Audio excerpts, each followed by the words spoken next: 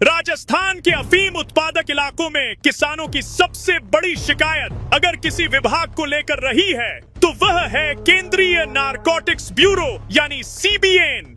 वर्षों से किसानों के बीच तोड़बट्टे, भ्रष्टाचार और लाइसेंस से जुड़े खेल की चर्चाएं होती रही हैं। लेकिन इस बार मामला इसलिए बड़ा हो गया क्योंकि आरोप किसी किसान ने नहीं बल्कि खुद सांसद ने लगाया है। कोटा में आयोजित सीबीएन की सलाहकार समिति की बैठक में चित्तौड़गढ़ सांसद सीपी जोशी ने भरी बैठक में एक इंस्पेक्टर पर प्रतापगढ़ के किसान से 1 करोड़ 4 लाख रुपए लेने का आरोप लगा दिया। सांसद ने यहाँ तक कहा कि मामला खुलने पर 90 लाख रुपए वापस भी कर दिए गए। अब सवाल यह है कि अगर सांसद के पास इतनी गंभीर जानकारी थी तो फिर उन्होंने अब तक क्या कार्रवाई नहीं करवाई? क्या उन्होंने केंद्रीय गृह मंत्रालय, नारकोटिक्स आयुक्त या संबंधित मंत्री को लिखित शिकायत दी? क्या उन्होंने आरोपी अधिकारी को तत्काल निलंबित कराने की मांग की? अगर नहीं तो फिर किसानों को सिर्फ बयानबाजी से क्या मिलेगा? दूसरी तरफ सीबीएन भी सवालों के घेरे में है। अगर एक सांसद सार्वजनिक मंच से करोड़ों रुपए की वसूली का आरोप लगा रहा है तो क्या यह विभाग की कार्य प्रणाली पर गंभीर सवाल नहीं खड़े करता? आखिर ऐसी नौबत क्यों आई कि किसानों से जुड़े मामलों में भ्रष्टाचार के आरोप सीधे बैठक के मंच तक पहुंच गए? सबसे ज्यादा पीड़ा उस किसान की है जो साल भर मेहनत करके अफीम की खेती करता है। किसान को उम्मीद रहती है कि उसकी फसल और उसका लाइसेंस नियमों के आधार पर तय होगा, लेकिन जब करोड़ों की लेन देन के आरोप सामने आते हैं तो व्यवस्था पर भरोसा कमजोर पड़ता है। अब किसान पूछ रहा है कि अगर सांसद का आरोप सही है तो दोषियों को जेल कब भेजा जाएगा, और अगर आरोप गलत है तो फिर भरी बैठक में ऐसा गंभीर आरोप क्यों लगाया गया? फिलहाल सीबीएन जांच की बात कर रहा है, लेकिन किसानों को जांच नहीं, नतीजे चाहिए, क्योंकि सवाल सिर्फ एक अधिकारी का नहीं बल्कि पूरे सिस्टम की विश्वसनीयता का है। और जब तक जवाब नहीं मिलेगा तब तक अफीम किसान खुद को ठगा हुआ महसूस करता रहेगा।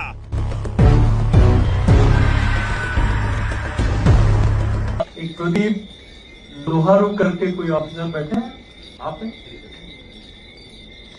आपको बैठने का राइट है। आपने क्या किया पता है? मैं आपका सुझाव तब दूंगा डीएसपी साहब जब इसके खिलाफ एफआईआर हो जाए। क्या किसी किसान की वो हालात हो कि किसी के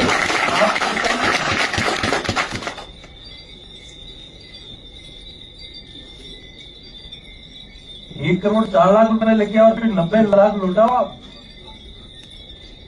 शर्म नहीं आती आपको?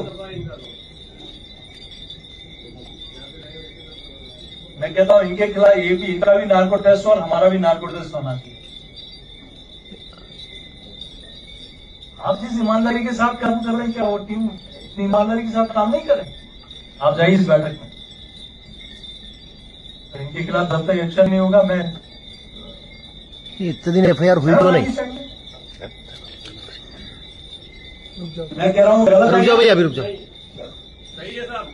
सही है सर, और इतने दिन हो जानी चाहिए थी इनके खिलाफ एफआईआर।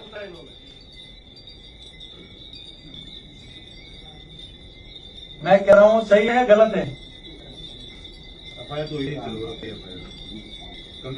किसी से कंप्लेन हुई थी? मैं जो कह रहा हूँ वो सही है या गलत है? गलत है। कौन है जिम्मेदार उसका? मैं डाइवर्जन के किसी भी तस्करी के पक्ष में नहीं हूँ, लेकिन किसान को ऐसा शोषण हो ये भी मैं बर्दाश्त नहीं करता हूँ।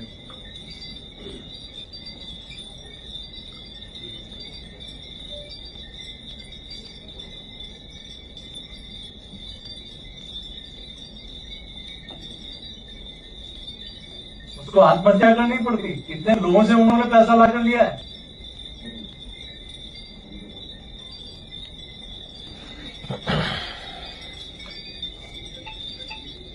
आप प्लीज बात बैठिए।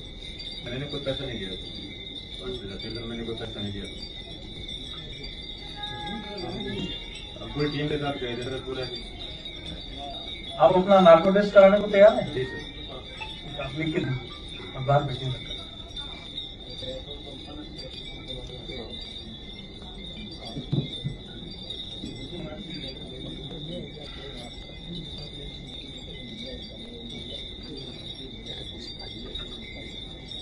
क्या एक रूट में कोई नीमच की टीम आती है और 3 किलोमीटर दूर खेत में आप कुछ खुद ही सामान डाल के और उससे निकाल के उसके खिलाफ FIR लॉन्च करते रहो।